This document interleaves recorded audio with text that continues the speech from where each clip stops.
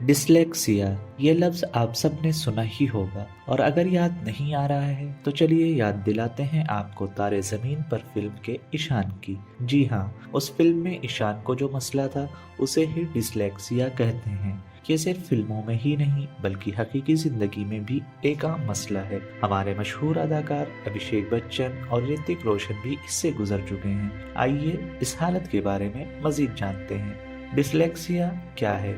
Dyslexia कोई बीमारी नहीं बल्कि एक ऐसी हालत है जिसमें किसी शख्स को सीखने में दुश्वारी होती है।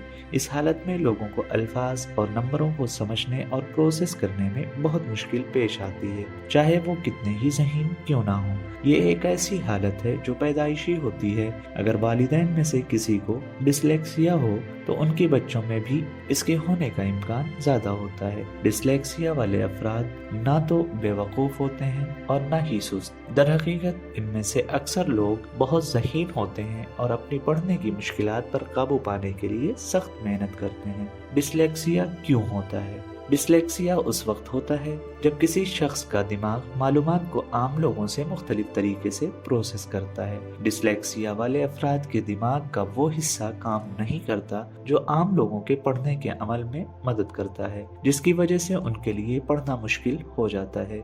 डिसलेक्सिया से मुतासिरा अफराद को हुरूफ के सौती तलफ़्फ़ुज़ को समझने और उन आवाज़ को जोड़कर अल्फाज बनाने में मुश्किल होती है। इसकी वजह से उन्हें छोटे अल्फाज पहचानने और बड़े अल्फाज बोलने में दुश्वारी होती है। सिर्फ अल्फाज पढ़ने में बहुत ज़्यादा वक्त और तवज्जो लगती है, जिसकी वजह से वो उनके माने को समझने में मुश्किल महसूस करते हैं और पढ़ाई में पीछे रह जाते हैं। डिसलेक्सिया में मुब्तला अफराद को स्पेलिंग याद रखने, लिखने और बाज़ औक़ात बोलने में भी मुश्किलात का सामना करना पड़ता है। डिसलेक्सिया कितना ख़तरनाक है? कुछ लोगों में डिसलेक्सिया ज़्यादा शदीद नहीं होता, जबकि कुछ में ये काफ़ी नुमायां हो सकता है। ये मसला खुद से ख़त्म नहीं होता, लेकिन सही मदद और तरबियत के ज़रिए डिसलेक्सिया के शिकार अफराद भी पढ़ना सीख सकते हैं। वो सीखने के लिए मुख्तलिफ तरीके आजमाते हैं। डिसलेक्सिया वाले अफराद जब पढ़ते हैं तो उनकी रफ्तार आम लोगों से कम हो सकती है और वो अक्सर अल्फाज को मिला देते हैं या गलत तरतीब में पढ़ते हैं।